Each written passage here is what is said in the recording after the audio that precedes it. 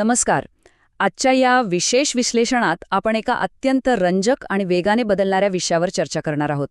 2026च्या दृष्टिकोनातून प्राणीशास्त्र म्हणजेच झूलॉजीमधील सरकारी करिअरचे मार्ग कसे बदलत आहेत हे आपण पाहणार आहोत. चला तर मग अजिबात वेळ न घालवता थेट सुरुवात करूया. बऱ्याचदा जेव्हा आपण प्राणीशास्त्राचा विचार करतो तेव्हा फक्त प्राण्यांचा अभ्यास इतकाच मर्यादित विचार आपल्या मनात येतो, बरोबर? पण खरं सांगायचं तर 2026मध्ये एका झुलॉजी पदवीधराचं भविष्य या पारंपरिक चौकटीच्या खूप पलीकडे गेलं असेल. आज हे क्षेत्र पर्यावरण रक्षण आणि सार्वजनिक आरोग्य यांसारख्या अत्यंत महत्त्वाच्या आघाड्यांवर मुख्य भूमिका बजावत आहे. याच कारणामुळे सरकारी पातळीवर आता या विषयाच्या तज्ज्ञांची नितांत आवश्यकता निर्माण झाली आहे. तर आजचा आपला रोडमॅप काहीसा असा असेल. आपण सुरुवातीला 2026मधील संधी पाहू, त्यानंतर प्रमुख सरकारी नोकरी क्षेत्रे, सर्वाधिक मागणी असलेली क्षेत्रे, मिळणारे उच्च पगार आणि शेवटी या प्रवासातील यशाचा मार्ग आणि आवश्यक कौशल्य समजून घेऊ. आपला पहिला विभाग आहे प्राणीशास्त्र आणि 2026मधील संधी. सध्याचा काळ या पदवीसाठी अक्षरशः एक सुवर्णकाळ का मानला जातोय ते आपण पाहूया. तुम्हाला माहीत आहे का, 2026 सालापर्यंत प्रामुख्याने 3 क्षेत्रांमध्ये प्राणीशास्त्रज्ञांची मागणी प्रचंड वेगाने वाढणार आहे. ही क्षेत्र आहेत पर्यावरण संरक्षण, सार्वजनिक आरोग्य संशोधन आणि वन्यजीव संवर्धन. आता सरकारचं संपूर्ण लक्ष अत्यंत गंभीर पर्यावरणीय आव्हानांवर आणि रोगराई नियंत्रणावर केंद्रित झाले आहे. त्यामुळेच या विषयात पारंगत असणाऱ्या उमेदवारांसाठी सरकारी स्तरावर नोकरीच्या अनेक नवीन आणि रोमांचक संधी निर्माण होत आहेत. आता वळूया दुसऱ्या भागाकडे, प्रमुख सरकारी नोकरी क्षेत्रे.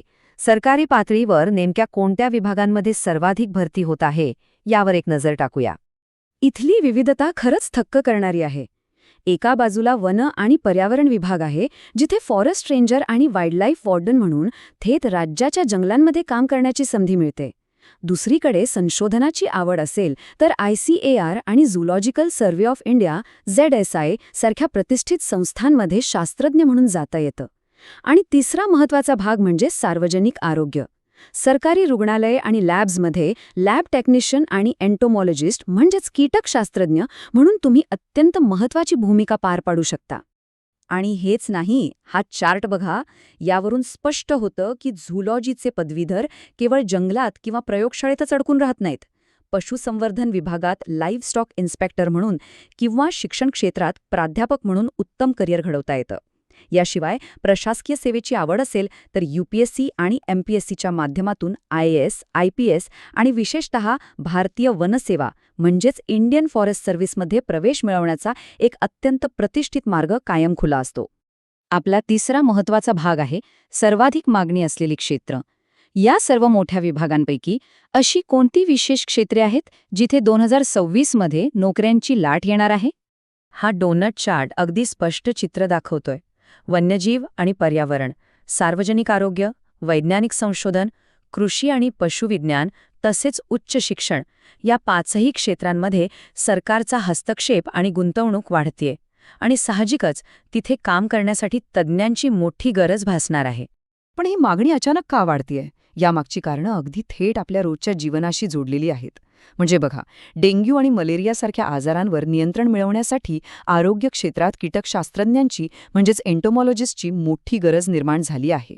तसंच हवामान बदल प्रकल्प आणि सागरी जीवशास्त्रातील वाढतं संशोधन आता सरकारची सर्वोच्च प्राधान्य बनली आहेत. याच वास्तविक जगातील समस्या सोडवण्यासाठी आता प्राणीशास्त्रज्ञांना फ्रंटलाईनवर बोलवलं जातंय. आता आपण चौथ्या आणि कदाचित सगळ्यांच्याच आवडीच्या मुद्द्याकडे वळतोय, उच्च पगाराच्या नोकऱ्या. कोणत्याही करिअरमध्ये आर्थिक स्थैर्य खूप महत्त्वाचं असतं, नाही का? आता हे आकडे बघा, हे खरंच लक्ष वेधून घेणारे आहेत. या विशिष्ट पदांवर मिळणारा आर्थिक परतावा खूप आकर्षक आहे. एका अनुभवी सरकारी शास्त्रज्ञाचा पगार दरमहा 1,50,000 रुपयांच्याही वर जाऊ शकतो. वनाधिकारी 1,00,000 रुपयांपर्यंत वेतन मिळवतात, तर विद्यापीठांमधील प्राध्यापकांना 80,000हून अधिक सुरुवातीचा पगार मिळू शकतो. मेहनत सार्थकी लावणारे आणि सुरक्षित असे हे करिअर पर्याय आहेत. आणि आता आपला शेवटचा 5वा भाग, यशाचा मार्ग व आवश्यक कौशल्य. हे उच्च पगार आणि प्रतिष्ठित पदे मिळवण्यासाठी नुसती स्वप्न पाहून चालणार नाही. त्यासाठी योग्य तयारीही हवी.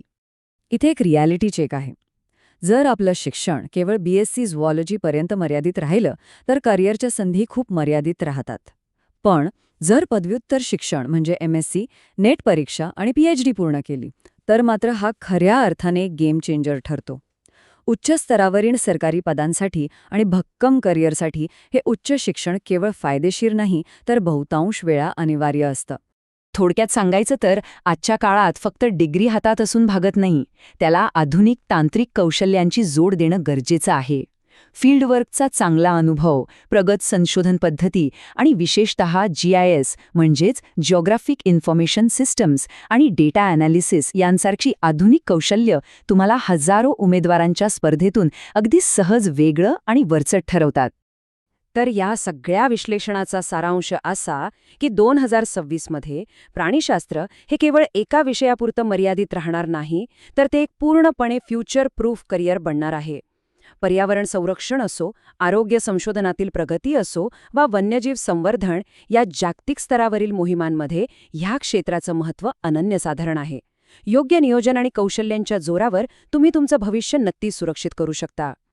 आणि आता शेवटी एक विचार करायला लावणारा प्रश्न. 2026च्या या अत्यंत महत्त्वाच्या सरकारी उपक्रमांचं नेतृत्व करण्यासाठी लागणारी प्रगत कौशल्ये आत्मसात करण्याची तयारी उमेदवारांची आहे का? भविष्यातील या प्रचंड संधींचा फायदा घेण्यासाठी आत्तापासूनच आपला रोडमॅप तयार करणं ही काळाची गरज आहे. हे विश्लेषण तुम्हाला योग्य दिशा ठरवण्यासाठी नक्कीच मदत करेल अशी आशा आहे. ही माहिती लक्ष देऊन ऐकल्याबद्दल खूप खूप धन्यवाद.